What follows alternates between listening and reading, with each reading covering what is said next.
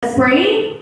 Our most gracious and kind, loving Heavenly Father, Lord, sa siningat inyon kami nagadupo sa amon ulo sa pagpangayo sa imo sa kapatawaran kagkabay o Ginoo, buksan mo ang amon tagipuson kaguna-una sa pagbatol sa sininga mga pulong. Lord, please guide me nga ini Lord nga mga pulong tapi-tapi ginamon o Ginoo nga nagakaamot gid sa imo nga will, and oh Lord, guide my mouth, especially your people diri sa Bongko Church nga kabay ini nga mga pulong makapabasko gid sa ilang foundation of faith samtang kami nagahulat sa imo ikaduha nga pagkari. In Jesus' name we pray. Amen. Now, the title of my sermon this morning is The Cross. And I'll ma-observe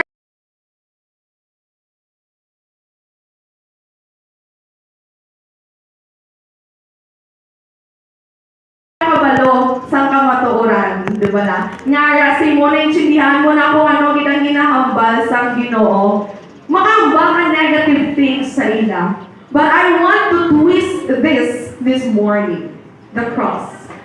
Ang pagpakamatay ni Hesus Kristo sa cross, nagapakilala, nagapabalo sa aton, nga maskin ano man ang imong rasa, ano man ang imong language, Bisaya ka man, Ilongga ka man, Tagalog ka man, English ka man, itong puti, tambok, malamon bata, kita tanan, isa lang gid, tungod sa ngalan sa Ginoo, kay ikaw kag ako, gipakamatyan niya, para kita may kabuhi muna sing katapusan.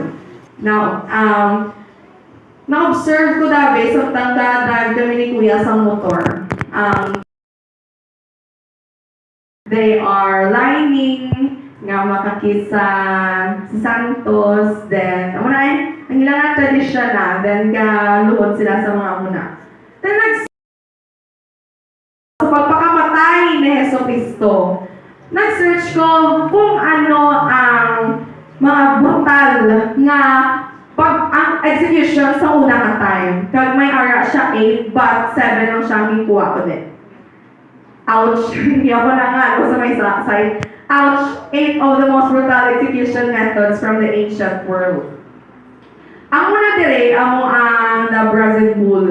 So, yung sulod ang tao, tapos ginasunog siya buhi dira. Nga, kung sagwa ka, mo huni siya sa bull, but it's not. Ang ugayo, singgir-garya sa tao nga gantos dira. Next, during ancient time siya. Next is the death by molten metal. Abi ko, pag-search ko that time, ginahaboy siya wala sa natunaw na metal, but it's not. Ginabutang gali sa baba nila ang molten metal. Ang muna siyang gamatamat patay sa ila. Next is the Bonaculay. Ano ni siya do Pinoy style, wala ka ginabutang ka sa sako, kag ginabako, sa mapatay ka. Pero, ang ilang nagdiriya is hindi lang ikaw isa sa sako. May mga ubol ka pa daw, mga daga, mga man-o, ginabako, as na mapatay ka. Ikaapat, tamo ni, ang pagpanit sa buhi. Sino gani nga mga propeta ang ipanitan sa buhi, I forgot, but basta daw may nakabatid na sila yung panitan para buhi out. And ikalima, the waist chop, ginatunga din sa may tiyan. Pero di bala, sa una, kung wala ka sang sala, hindi man nila pag-ubrahon sa imo. Amuni ang the boats or scaphism, nga, kung sa diin, ginapabusugan kanila sa honey kag milk. Sa tiyan mo puso-puso kagida, then ginapaliguan kanila sa honey man kag milk, nga tamis ka, tapos nabuta kanila sa boat, ginapabayaan ka nila, kaya ginalangawan ka, hasta ka mapatay ka. And then lastly, the crucifixion, which is one of the most famous gift, subong. Nga kung sa diin, amuni, ang pamaagi, nga kung sa diin, si Jesus Christ, nag-sacrifice ng iya ng kaugalingon. Damo kita subong kang kang kapon. Nagpakapos ang halo-halo dito sa bangka.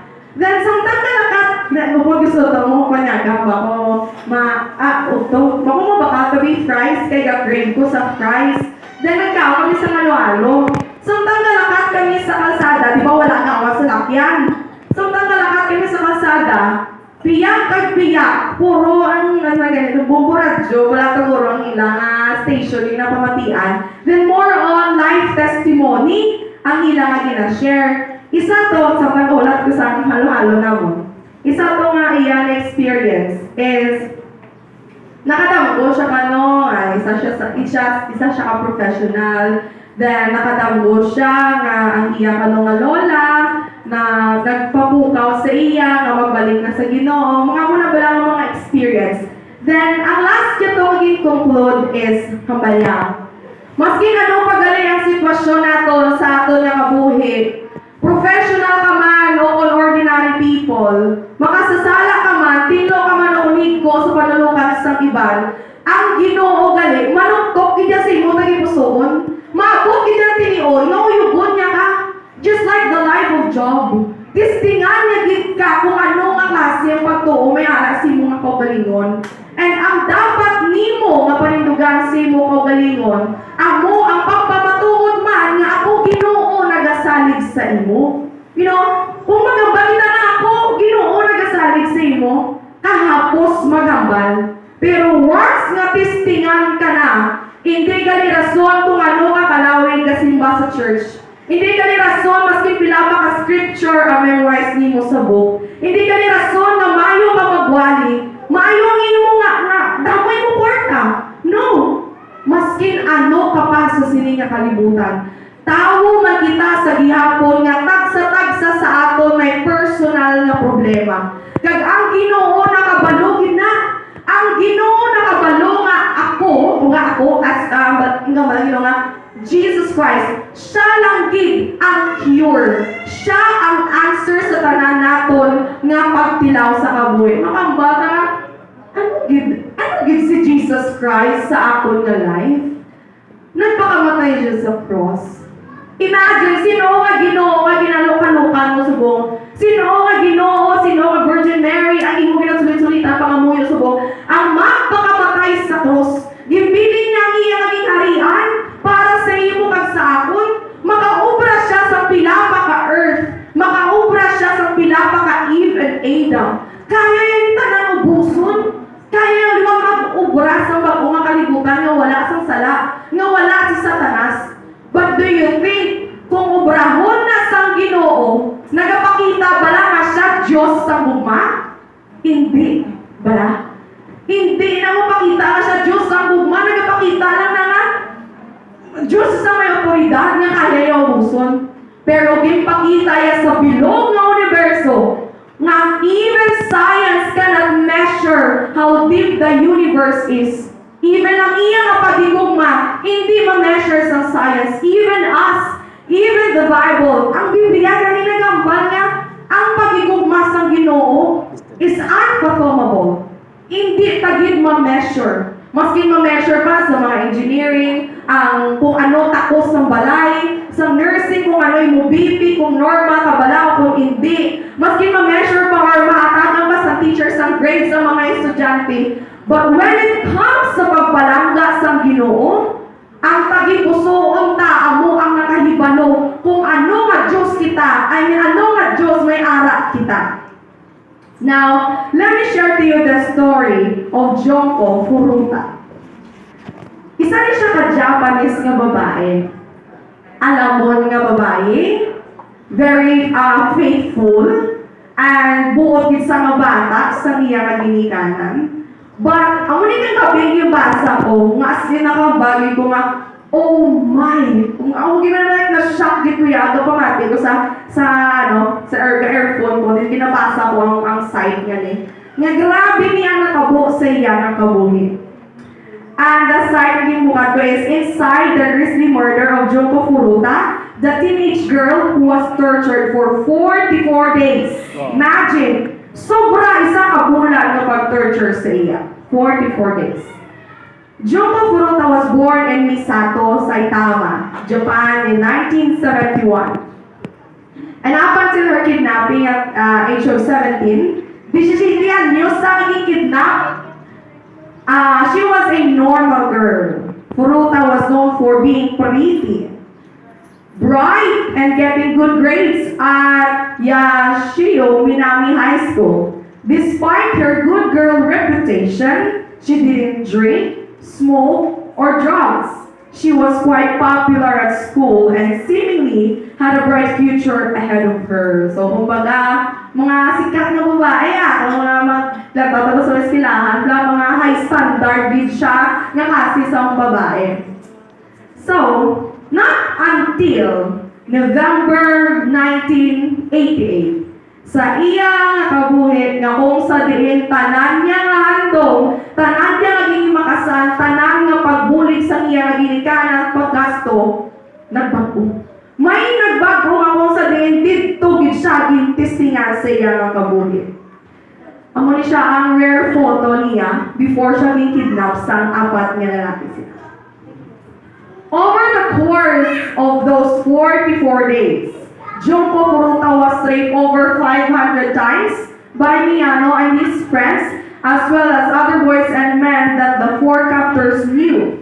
While torturing her, grabe, pagbasa ko lang imagine ko kung ano nga pagtilaw, ano nga pag-torture sa iya. Torturing her, they would insert iron bars, scissors, skewers, fireworks, and even a lit light bulb into her private part. Duwa niya ang private part na ninasudlan na destroying her internal anatomy, which left her unable to defecate or urinate properly. When they weren't raping her, so wala naman siya ina-rape ka sa 44 days nga na, the boys forced her to do other terrible things, like eating buhing cockroaches, masturbating in front of them, and drinking her own urine. Her body is still very much alive at that point, duwing pagid saya. And actually, sa pagbasa ko dira, may duwa pa tani ka attempt nga mabuligan da siya, but the police failed to do that. It's because dako ni siya nga ano na gani tawag grupo sa assassin bala dito sa Japan. Yakura, I think, nalipat, wala ko din nabutang. Yakura nga grupo, ako ni siya ang nag-kidnap to say it's because ang head na dahil sa ila, kaya ang mag-ispila sa school, then nataypa niya itong babae, syempre popular, alamon. Then ang babae man to wala nagkagusto sa iya. Gin-reject siya. Then nagabutan tayo muna to, maging kidnap siya. Padayon kita, siling nga, her body is very much alive at that point, was hung from the ceiling and beaten with golf clubs, bamboo sticks and iron rods. Her eyelids and genitals were burned with cigarettes, lighters, and hot wax. Imagine, for 44 days nga ginaatubang niya mga pagtilaw ka na kita ganit pilas na tagamay-gamay, grabe na ang aton nga kinanglan may ban-aid, kinanglan may amugin. But this girl suffered for 44 days dito sa balay sa sine nga mga tao. And kung inside yung for the 44 days of hell, ano gito yung impirno, gito yung atubang niya. Imagine mo ba lang mapag-rape sa iya for 500 times sa 44 kaadlaw? Wala na sa iban pa search ko ni siya na worse nga mga natabo sa mga tao before sila mapatay. Then isa ni siya sa top 5 na nagwa sa dito nga side. Pagbasa ko pa lang na-imagine ko, what if ako di mag-atubang sa sinabing situation, no? Paano pa ko kambal na may Ginoo ko? Paano ko kambal? Paano pa ko katawag sa Ginoo ko nga ako naningat tayo ang ginasuffer ta? Then, nadumduman ko na ang nasulat sa Revelation. Sa time na i-persecute kita, mga kauturan, makaya ni bala naton ayhan at ubangon ang amuni nga sitwasyon para sa ngalan sang Ginoo. The book of Revelation nagahambal sa aton nga ang tagsa sa aton nga nagatuo kag nagasalig nagakip sang 10 commandments, especially the day of Sabbath. Kita gid pagatistingan i-persecute. And I believe that one way of persecuting is pareho gid sa natabo sa babae ganit. Tistingan gid kita, sakiton gid kita yung sa dingin hasta ang atong pagsalig sa Ginoo. Now ask yourself, makaya ko bala ayhan nga magtuo kag magsalig sa Ginoo kung makaagi na ko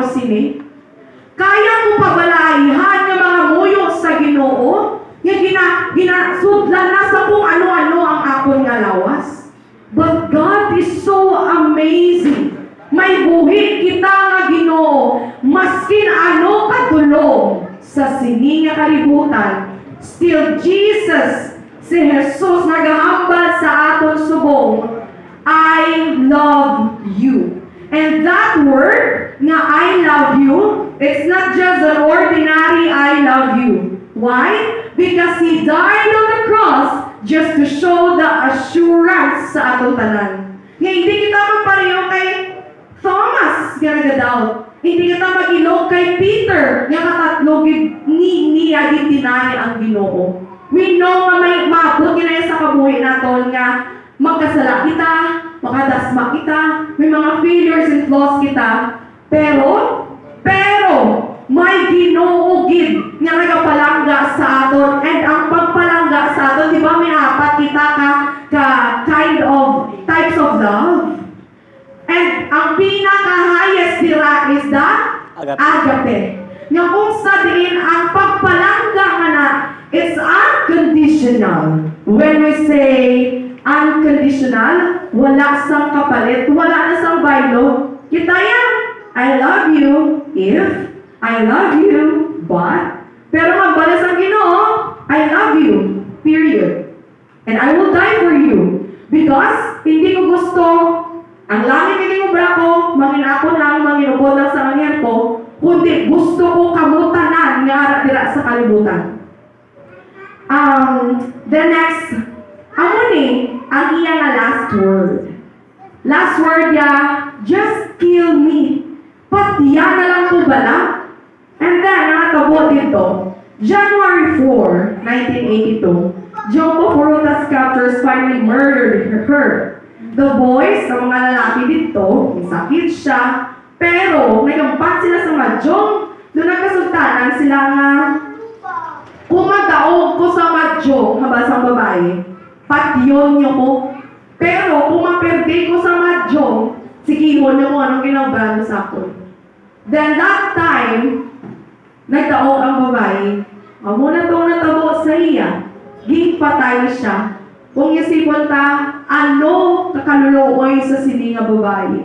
Gimbutang siya sa drum, gisiminto siya. No. Pero sa last part sini nga sa naging-basa ko, hindi siya taning madakpan mo, hindi pa rin taning mabalaan nga patay ng babae. Kasi syempre gisiminto siya mo, ginghaboy siya.